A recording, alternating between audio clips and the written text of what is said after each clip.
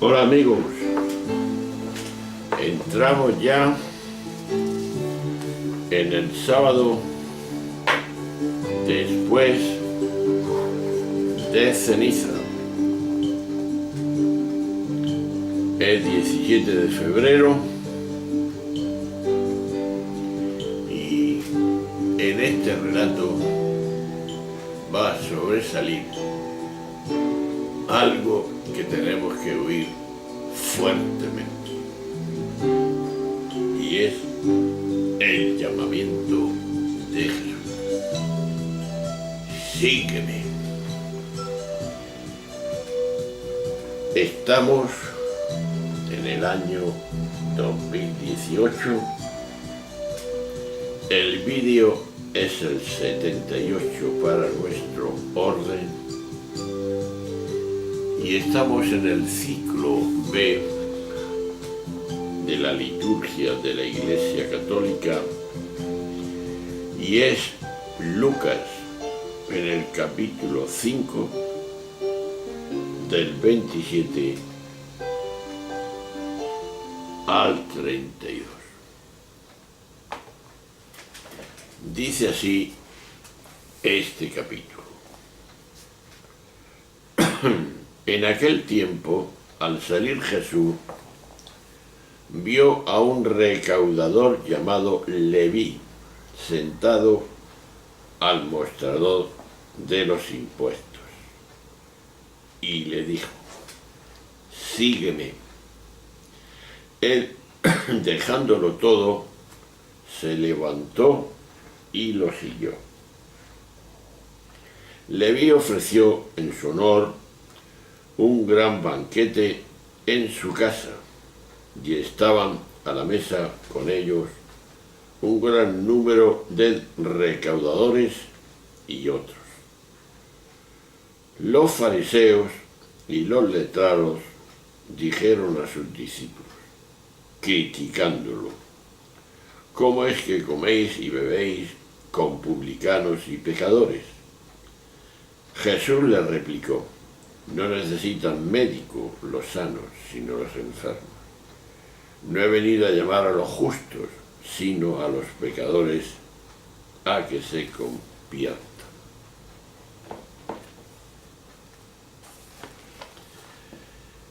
El grupo de los discípulos en el que aparece que predominaba pecadores de Galilea debía de ser, sin embargo, heterogéneo y en cierto modo llamativo para los hábitos culturales de aquella sociedad, no solo por la presencia de mujeres, sino por la procedencia de algunos varones, como en el caso de Leví, que era un recaudador de impuestos, que tenía, como todos los recaudadores de aquel tiempo, mala fama. No podía ser bien visto el hecho de que un rabí llamara a su lado a unos recaudadores de impuestos publicanos, que por el hecho de serlo era considerado pecador y mirado con desprecio. Jesús, sin embargo, no solo lo llama como a uno más, sino que incluso comparte la mesa con sus amigos y otras malas compañías, provocando el reproche airado de los fariseos y doctores de la ley.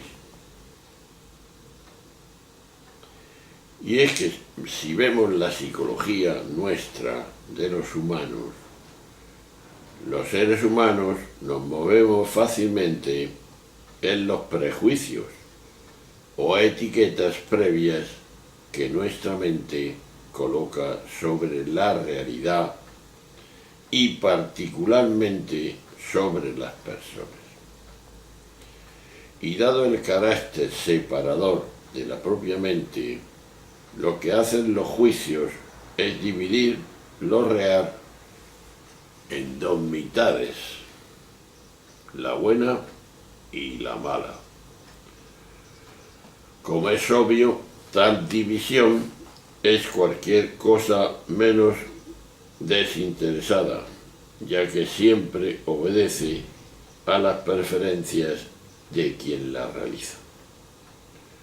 Con todo, el error no radica en que tal división sea parcial, sino que el hecho mismo de hacerlo. Y no solo por quien la hace, se coloca en una especie de superioridad moral, desde que la juzga a otros. Estos son los justos, los que se refieren la ironía de Jesús, sino porque revela una ignorancia radical que lleva a confundir los dos niveles en que se despliega lo real. Uno es el nivel relativo, el de las formas, en el que no somos sino actores que desempeñan un papel en esta gran representación, en la que creemos ser el yo particular, el ego, que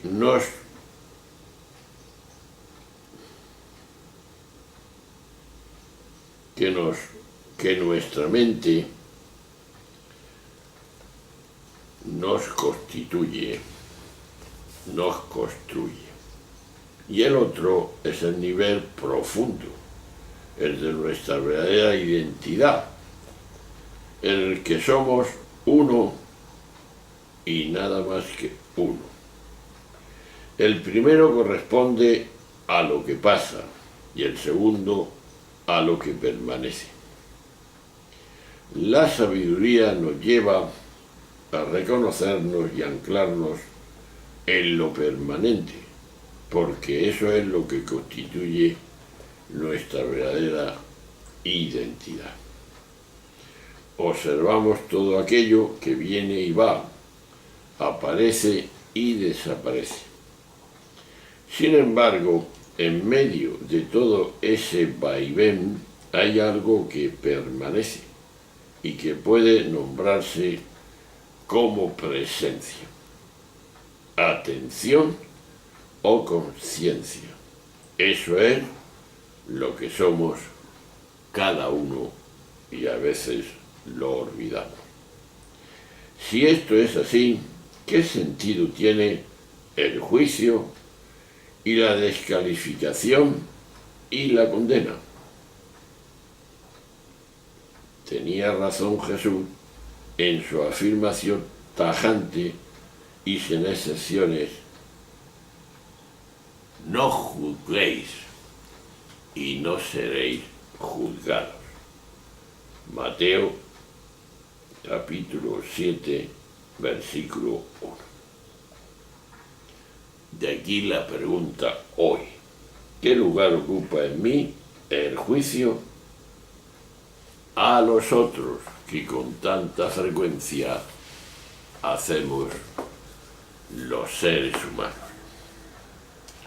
Pues bien, visto esta dimensión de la psicología unida a la teología, vamos a pisar tierra. Si Jesús pretendía promover en Galilea un movimiento alternativo, lo más desacertado que podía hacer era meter en el grupo a un recaudador de impuestos, en este caso Leví. Los recaudadores, hemos dicho antes, eran odiados por la gente, porque eran los primeros colaboracionistas con el poder opresor del Imperio Romano. Además, poner a Leví, el publicano, junto a Judas, el ladrón, que habla Juan 12:16, 12:6, no era meterse en el peligro de reunir un colectivo de codiciosos que no serían precisamente un ejemplo de vida honrada. La respuesta a esta pregunta está tan clara como determinante para Jesús. Había algo mucho más decisivo: cambiar la mentalidad de aquellos hombres conviviendo él con ellos. Y es que el que de verdad convive con Jesús deja de ambicionar el dinero y solamente ambiciona la felicidad de todos, que es lo que hacía Jesús. Jesús dio un paso decisivo en su vida y en la historia de las religiones, el día que se fue al gran banquete de los recaudadores. Desde aquel día Jesús, con su evangelio,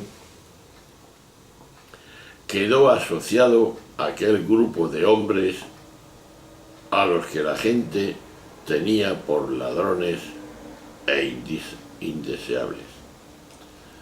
El acto de comer juntos, lo que se llamaba el simposio, llevaba consigo un tipo de comportamiento que simbolizaba la existencia de sentimientos comunes.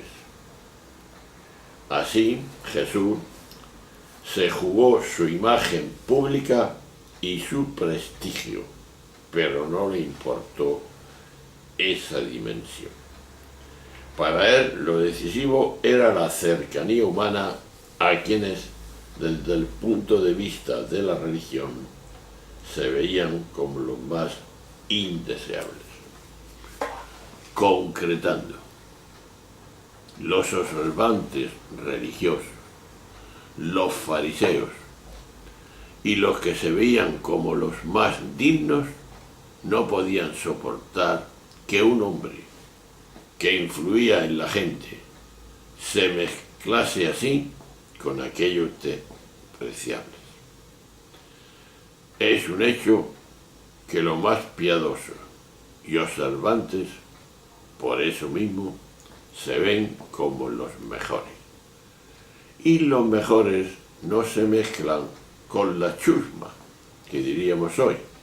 Por eso, entre otras cosas, la religión divide tanto a la gente, y hoy, en un mundo, lo digamos bien, secularizado, esta religión que nos ha tocado saber no tiene solución. Tenemos que dar una espiritualidad muy distinta a la religión que entonces criticaba a Jesús y que también hoy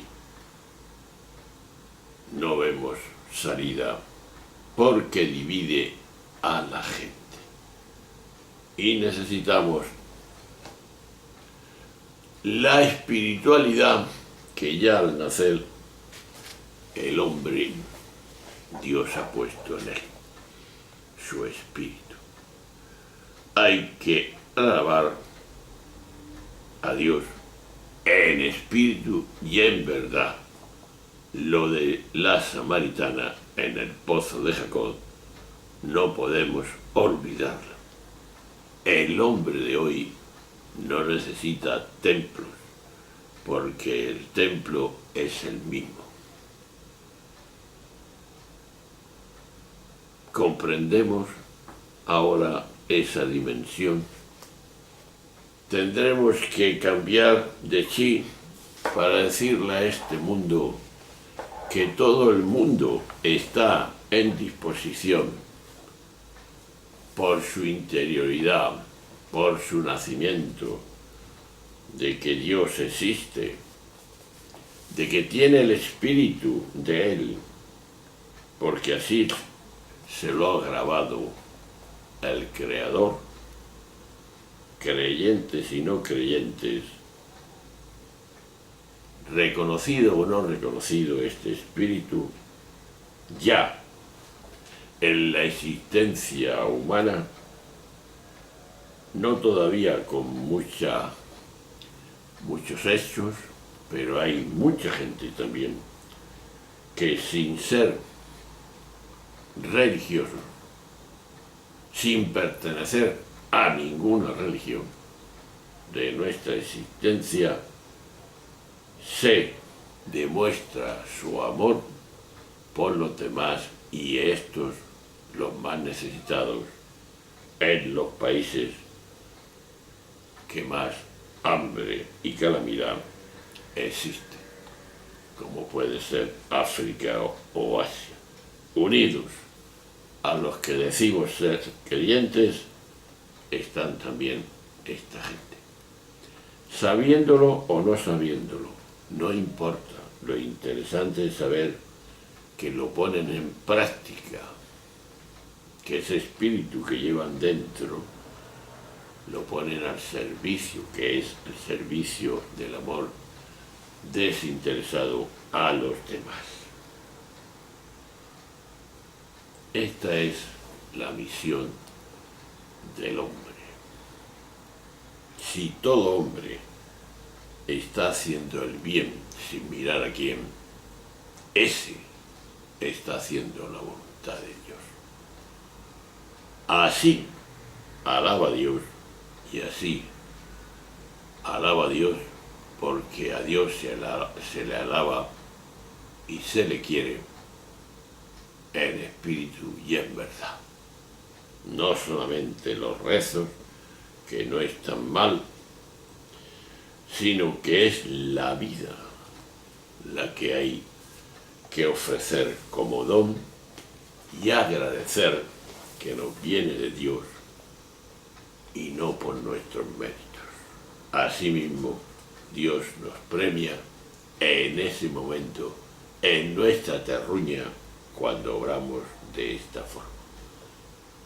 Y después nos dará esa misma satisfacción ya eterna allá en las moradas de la presencia de Él. Hermanos, nos repetimos otra vez a la pregunta primera. ¿Qué lugar ocupa en mí el juicio a los otros? ¿Quién soy yo el que puede juzgar a los demás? Solo Dios puede juzgarnos y solo Dios no nos va a juzgar, porque Dios es amor y no hace juicio de nadie, solamente quiere que tú y yo seamos felices aquí, en la terruña, en la tierra, porque los puso en el paraíso para que fueran felices, sin pecado. Si después hemos desobedecido y nos hemos hecho otros dioses, es cuestión del hombre, pero siempre hay posibilidad de volver de donde salimos y a dónde vamos. Un abrazo grande en esta primera semana de Cuaresma, que vamos a empezar el domingo que viene. Adiós y que Dios reparta suerte, que es suerte divina, que aceptemos su sabiduría, que es la buena noticia que nos trae Jesús de Nazaret. Hasta luego.